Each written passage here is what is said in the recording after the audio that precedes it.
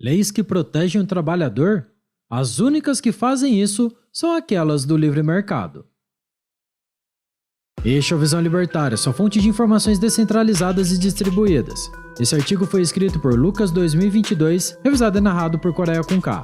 É muito comum quando se começa uma discussão sobre como o Estado atrapalha a vida dos trabalhadores que pessoas que defendem o Estado argumentem que sem os agentes estatais, os trabalhadores seriam explorados, que teriam que aceitar qualquer emprego para sobreviver, pois eles não teriam escolha.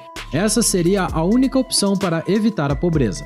Entretanto, um país onde o mercado de trabalho é ruim e os trabalhadores não têm opção de trabalho é sinal de um ambiente econômico extremamente regulado por aqueles que estão no poder. O grande ponto é que, ironicamente, defender o Estado para proteger o trabalhador é, na verdade, a verdadeira causa de um mercado de trabalho ruim, onde acontece justamente aquilo que as pessoas querem evitar. É nesse ambiente onde há pouca oferta de emprego que as pessoas têm que aceitar qualquer tipo de trabalho para sobreviver, onde os salários são baixos e, muitas vezes, a própria lei impede que surjam empregos.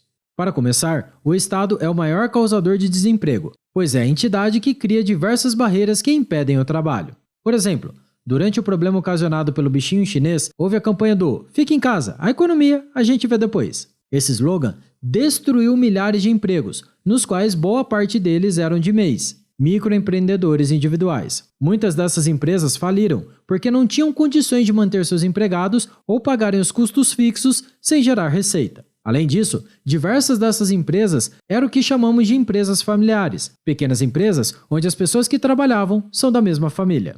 Além dos empresários, vendedores de rua e pequenas lojas também foram proibidos de trabalhar, e com isso muitas pessoas tiveram medo real de passar fome. O que aconteceu durante esse período não foi impedir o trabalho só de alguns indivíduos. Todos sofreram com essa política, do trabalhador mais simples até grandes empresários. Regulamentações e conselhos de trabalhadores também são obstáculos na criação de empregos. Esses conselhos, ao invés de criarem um ambiente favorável aos trabalhadores, na verdade, criam monopólios, onde uma pessoa só consegue trabalhar se pertencer a eles. E isso torna o mercado de trabalho engessado. Por exemplo, caso a área de programação seja regulada, como o 9 Dedos quer fazer, então todo programador deverá ter diploma, o que tornará o mercado menos livre, pois hoje, indivíduos que aprenderam por conta própria, os ditos autodidatas, são excluídos, o que é péssimo para as pessoas, que perdem oportunidades, e também para as empresas, que perdem mão de obra qualificada que não tem um canudo dizendo que compareceu a todas as aulas. No fim, esses conselhos só aumentam os custos para se conseguir entrar no mercado de trabalho. Outra coisa que o Estado faz que prejudica a economia é tributar os ricos. A ideia de tributar as pessoas com poder aquisitivo alto é péssima, pois são eles que têm capacidade de realizar grandes investimentos. É por meio desses investimentos que novos empregos são gerados.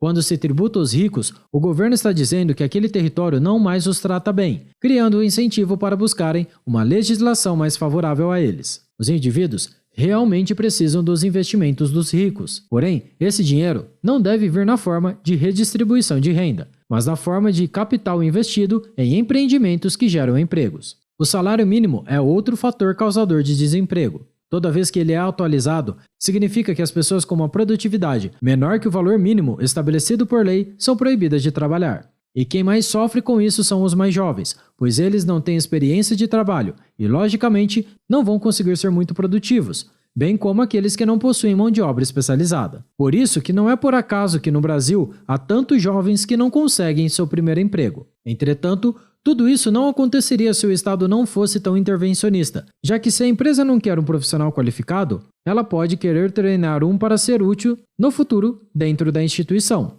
E qual o problema nisso? Nenhum!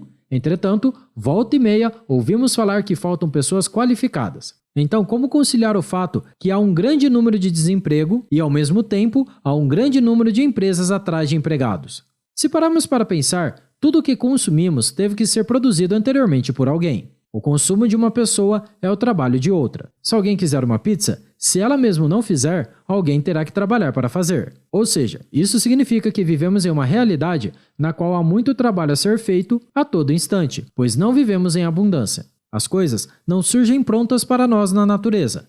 Dito isso, vamos ao questionamento. Como é possível que haja tanto trabalho a ser feito e, simultaneamente, haja muitas pessoas sem emprego? A resposta já foi dada. O desemprego é culpa majoritariamente do Estado. É ele quem cria essa discrepância. Como existe muito mais trabalho a ser feito do que pessoas, o que deveria acontecer é o pleno emprego.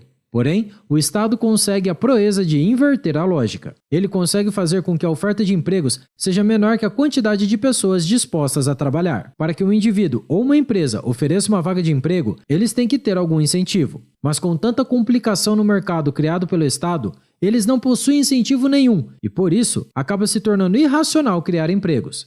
Ninguém contratará alguém para ter prejuízo. Caso houvesse um mercado livre, sem tantos custos e regulamentações atuais, com certeza haveria muito mais vagas de trabalho. Nesse caso, ao contrário do que muitos pensam, mesmo que não houvesse leis que protegessem o trabalhador, ele poderia estar na lista de colaboradores de uma firma. Pois, se o indivíduo não gosta de sua ocupação, ele pode simplesmente procurar outra. Se ele for competente, achará outra empresa para trabalhar, porque aquela que o contratar terá mais vantagens. Agora, em uma economia regulada pelo Estado, haverá menos trabalho. Então, o indivíduo não terá muita opção de escolha.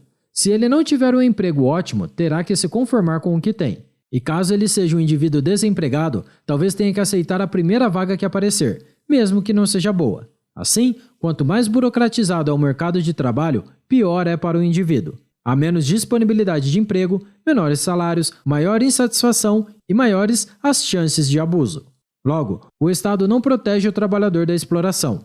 Acontece, ironicamente, o contrário. As leis que supostamente protegem o trabalhador é que criam um mercado ruim que possibilita abusos e explorações. Por que as pessoas preferem ir trabalhar nos Estados Unidos ao invés de trabalhar no Brasil? Simplesmente porque lá há mais liberdade de contratar, mesmo sem tantos direitos trabalhistas. Isso prova que o que garante direitos a um trabalhador não é a lei escrita no papel, mas a facilidade de fazer negócios, algo que só o livre mercado possui. Obrigado pela sua audiência. Se você gostou e só se você gostou desse vídeo, clique no ícone de curtir abaixo e compartilhe em sua rede social. Agora, se deseja ser notificado de outros vídeos, inscreva-se aqui no canal e não se esqueça de clicar no link da campainha. Escreva artigos você também. Acesse visãolibertaria.com. Até a próxima e tchau, obrigado!